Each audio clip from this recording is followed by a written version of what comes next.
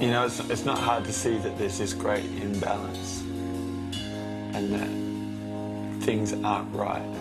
You know, I know that, but for me, I suppose, it really hits home if I stop and think about this moment. Because it's happening right now.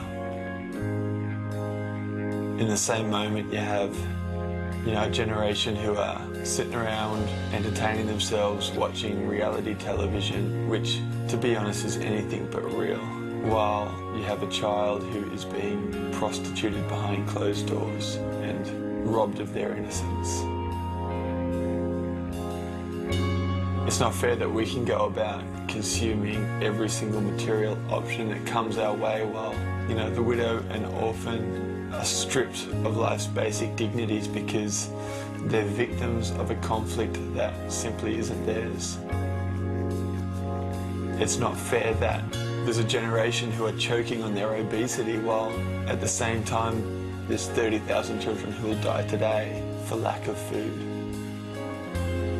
It's not fair that we have no problem going about spending $3 or $4 on what is basically glorified tap water in a bottle with a fancy label, while you have entire communities who suffer at the hands of disease because the only water that they have access to is foul and polluted. It's not fair that we, you know, can sing and dance and jump around in our freedom and in our liberty while at the same time the slave remains captive, out of sight and out of mind.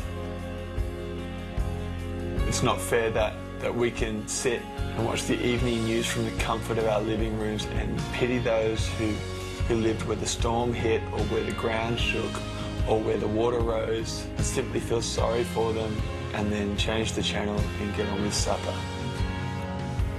Is it fair to walk past the homeless man and give him nothing in the assumption that he'll spend it on booze or cigarettes, or to suggest that he should go out and get a job?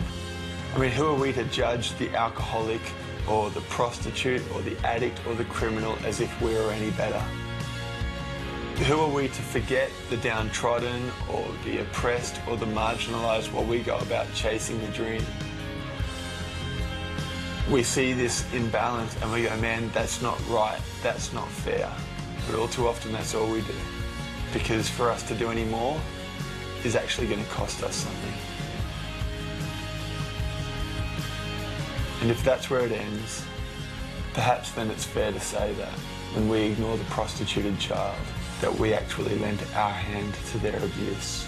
That when we ignore the widow and the orphan in their distress, that we actually add to their pain. When we ignore the slave who remains captive, that it's us who's entrapping them. That when we forget the refugee, that it's us who is displacing them.